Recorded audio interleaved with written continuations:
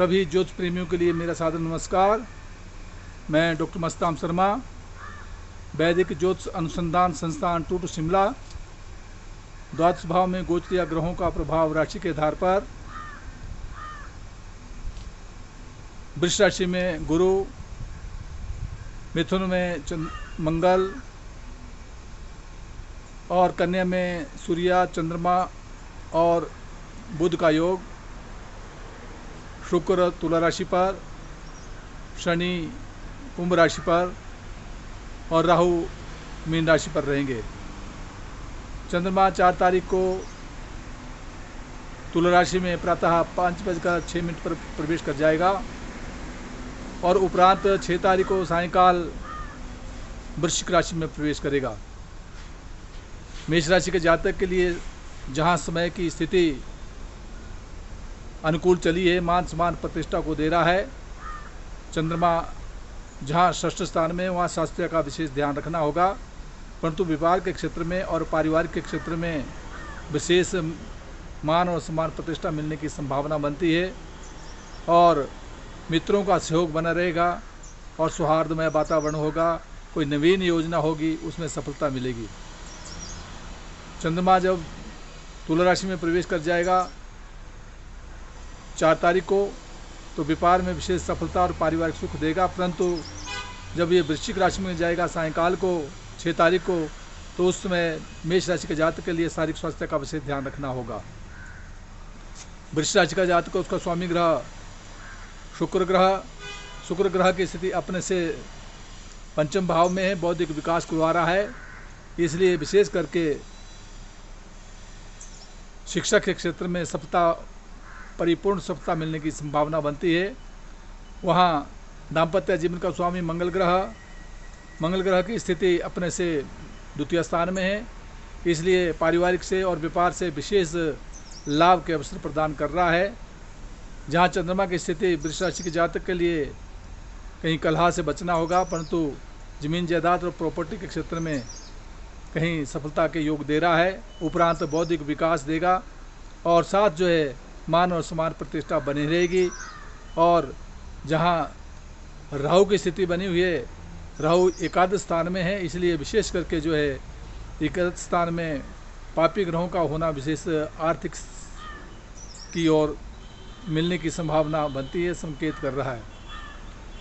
मिथुन राशि का जातक उसका स्वामी ग्रह बुध ग्रह की स्थिति सूर्य के साथ बनी हुई है, जो अपने से चतुर्थ स्थान में है। इसलिए यहाँ सूर्य और बुध जो है दोनों ग्रह ये शनि से भी दृष्ट हो रहे हैं, इसलिए विशेष करके कन्या राशि के जातक के लिए और कुंभ राशि के जातक के लिए कई बार अनेक प्रकार की समस्या आएगी, उलझने आएगी। राजनीति के क्षेत्र में भी परेशानी बढ़ सकती है। उनके निराकरण करने के लिए इन शनि और बुध ग्रह का जाप करते रहा करें और सबसे सौहार्दमय वातावरण बनाएंगे तो सफलता मिलने की ओर पूर्ण संकेत करता है। कर्क राशि का जातक करो उसका स्वामी ग्रह चंद्रमा की स्थिति अपने से तृतीय स्थान में पराक्रम में वृद्धि, यात्राओं के योग बना रहा है। वहाँ दाम्पत्य जीवन का स्वामी शनि अपने से अष्टम में है, इसलिए पारिवारिक के क्षेत्र में कुछ छोटी मोटी उलझने आ सकती है। उनके निराकरण करने के लिए शनि मंत्र का जाप जरूर करते रहा करें, क्योंकि शनि की स्थिति बकरी है इसमें। उपरांत शनि तुला राशि में प्रवेश कर जाएगा तो जमीन जायदाद प्रॉपर्टी के क्षेत्र में विशेष लाभ के अवसर प्राप्त होंगे। और जब वृश्चिक में जाएगा कहीं तो उस समय जो है यद्यपि बौद्धिक विकास कराता है, परंतु नीचस्थ होने के कारण कदापि शिक्षा के क्षेत्र में छोटी मोटी उलझने आ सकती है। इसलिए चंद्र मंत्र का जाप करते रहे तो सदैव हित कर रहेगा। सिंह राशि का जातक उसका स्वामी ग्रह सूर्य अपने से द्वितीय स्थान में है, इसलिए द्वितीय स्थान में धनदायिका, आंखों संबंधी रोग से ध्यान रखना होगा। आंख, नाक, कान से वाणी पर नियंत्रण रखना होगा, क्रोध पर नियंत्रण रखना होगा। वहाँ दाम्पत्य जीवन का स्वामी शनि स्वगृह होकर विराजमान है, इसलिए व्यापार के क्षेत्र में और पारिवारिक के क्षेत्र में विशेष सफलता की ओर संकेत कर रहा है। और जहाँ मंगल की स्थिति पराक्रम भाव में बनी हुई है, वहाँ विशेष करके सिंह राशि के जातक के लिए एकादश स्थान में शनि जो है ऐश्वर्य में वृद्धि कराता है और प्रतिष्ठा को देता है। कन्या राशि का जातक उसका स्वामी ग्रह बुध ग्रह बुध ग्रह की स्थिति स्वागृह होकर विराजमान है, सूर्य के साथ इसका योग बना है, बुध आदित्य योग बना है, परंतु शनि से दृष्ट होने के कारण इसलिए कन्या राशि के जातक के लिए राजनीतिक क्षेत्र में कुछ वाद विवाद, कुछ उलझने आ सकती है, विशेष ध्यान देना होगा। फिर भी और क्योंकि शनि से दृष्ट हो रहा है और इधर राहु अपने से जहाँ षष्ठ स्थान में है, यद्यपि शत्रु पक्ष पर विजय मिलने की ओर संकेत करता है, परंतु फिर भी शारीरिक स्वास्थ्य का विशेष करके ध्यान रखना होगा।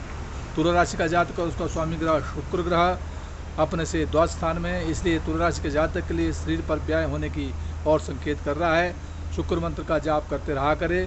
वहाँ दाम्पत्य जीवन का स्वामी मंगल भी जो अपने से नवम भाव में है, इसलिए नवम भाव में मंगल जो है कहीं धर्म और कर्म की तरफ विशेष रुचि बढ़ानी होगी, तभी मान सम्मान प्रतिष्ठा को प्रदान करवाता है। जहाँ चंद्रमा की स्थिति बनी है, ये वहाँ चंद्रमा 2.25 दिन के लिए जब ये कन्या राशि पर रहेगा तो विशेष ध्यान रखना होगा।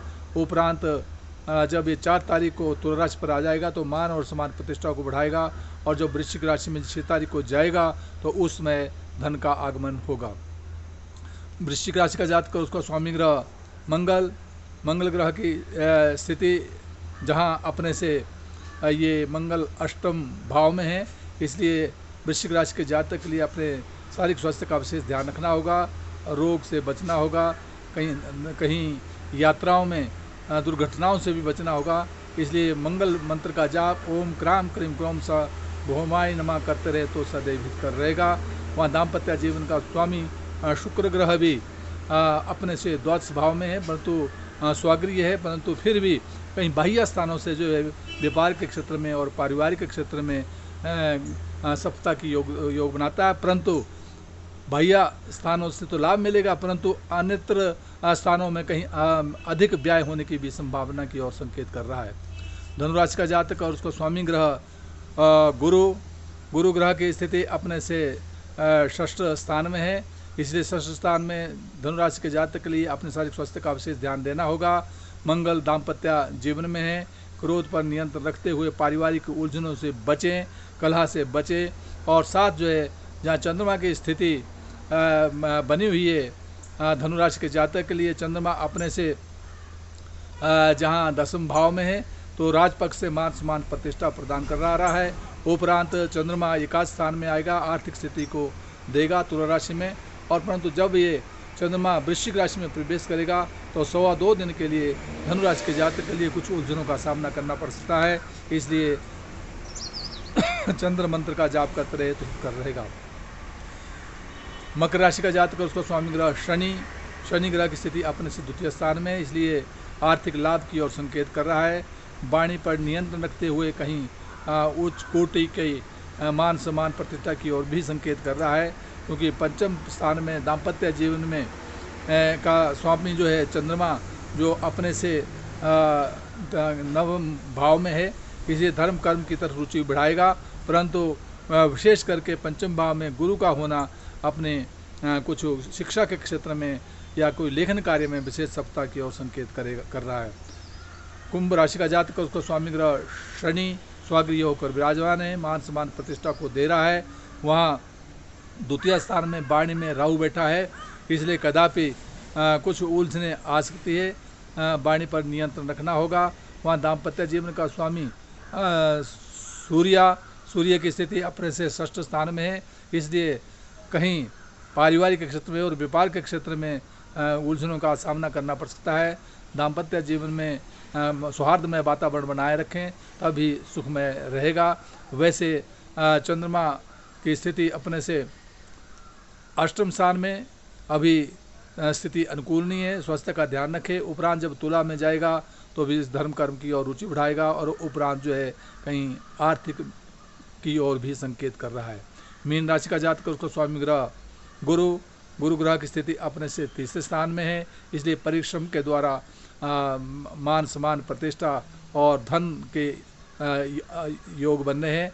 ये और साथ जो है अपने से सप्तम स्थान में सूर्य चंद्रमा और बुध का योग जो है कदापि कुछ उलझने प्राप्त करवा सकता है, कहीं दाम्पत्य जीवन में भी उलझने आ सकती है, क्योंकि उससे शनि पूर्ण दृष्टि से शनि जो है खड़ाष्टक बना हुआ है, और खड़ाष्टक के कारण कुछ मीन राशि के जातक के लिए विशेष ध्यान देना होगा।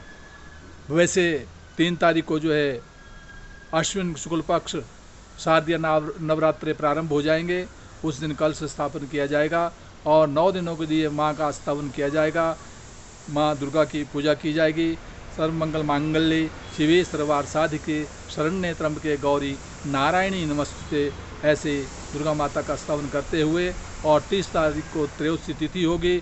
उस दिन जो है त्रयोदशी का श्राद्ध भी होगा, और 2 तारीख को जो है जो पितृपक्ष है वो समाप्त हो जाएगा, जिस दिन जो है कोई अज्ञात व्यक्ति जिसका कोई पता ना हो कब मृत्यु हुई है, ऐसे व्यक्ति का भी उस दिन जो है श्राद्ध किया जा सकता है। इन कार्यों को करते रहें, सभी के लिए पितरों का आशीर्वाद मिले, और आगे आने वाले समय में माँ दुर्गा आपकी मनोकामना को पूर्ण करे। जय हिमाचल, जय भारत।